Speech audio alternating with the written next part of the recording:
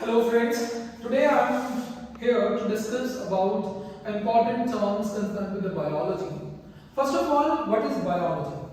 Biology deals with the two words, one is concerned with the life and other is to study.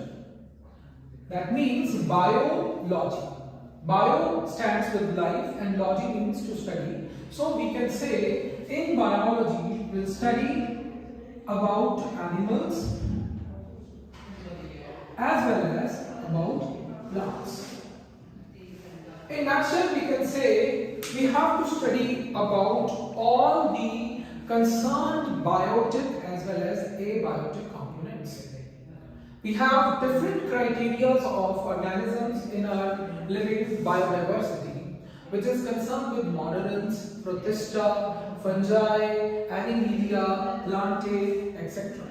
So we can say that whole biodiversity is made up of different aspects of bacteria, fungi, animals and plants. So it's a nutshell idea of interaction between the plants and the animals. Now another question raised here that biology is perceived with the living as well as with the non-living, but it's an interaction. But in the biology, we are focusing on the living concept of the life processes, right? So if we are talking about the living processes, or we can say the living process or life is originated from the fundamental unit of life that is called cell. So cell is the fundamental unit of life, we can say, and one of the statements given by a scientist that omnis cellulae e cellulae, that all the cells are existing from the pre-existing one, which provide a basic of origin of life, that how this origin of life is originated from a single cell. Now question raised here, how many types of cells we have in our body? If we are talking about humans, then we can say we have two types of cells. One is termed as sperm cells, or we can say ovary cells,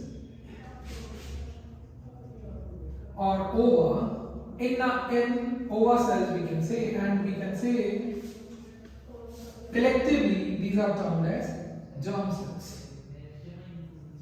Whereas the rest of all other cells of our body is termed as somatic cells. All the somatic cells follow mitosis and all the germ cells follow meiosis. So in conclusion we can say the germ cells, that is sperm and ova, concerned with the humans, it is proceed with the meiosis. That means we have to reduce the number of chromosome level. And in somatic cell, there is no need to reduce the number of chromosome level. So it is proceed as such, that is diploid cell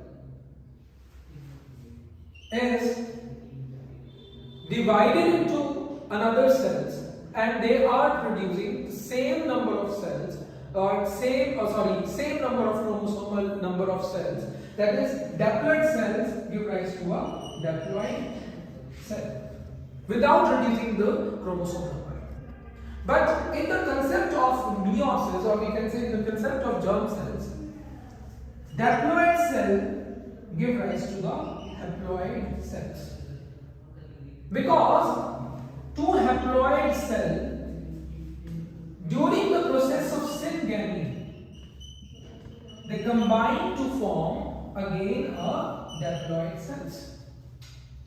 That's why we can say one cell is coming from the parent, that is male, and other cell is coming from the mother, that is another concept of the parent, or we can say one is from the male and another is from the female. From female we can say it is ova, and from male it is perceived as a sperm. So two concepts, when they proceed together for a process of syngamy, they lead to a fertilization, and then there is a formation of zygote and then embryo, and from the embryo we get a new young one. So new young one possess cells.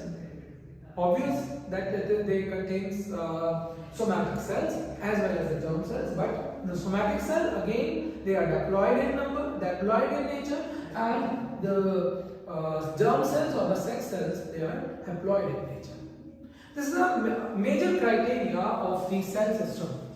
But if we are talking about that how many types of cells, then we can say we have two types of cells. One is termed as prokaryotic cell and another is called eukaryotic cells, right? So most of the concept also divide the cell system in different aspects. That is, one is animal cell and other is a plant cells, right? But in nutshell we can say all the eukaryotic cells are also all the animal cells are also considered in the eukaryotic process, and all mononeurons, protistans, and these all are the concept of the cells which is fall under the category of the prokaryotic one.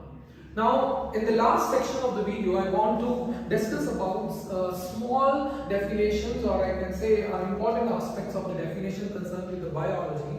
First is morphology, second is anatomy, third is physiology, and fourth is histology. First, morphology.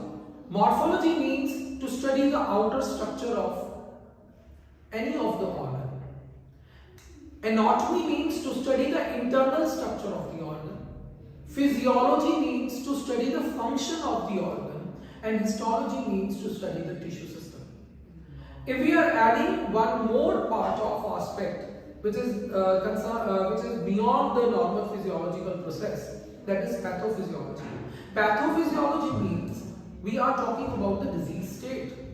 If there is any disease state and we are studying that disease state, or we can say we are studying the abnormal functioning of the organ, that is termed as a pathological state. That means we are suffering from certain disease. So these all are the aspects which we discussed in the biological section, right? And concerned with the biology, we have to discuss about animal as well as about the plants. So we divide biology into sections. One is botany and other is zoology.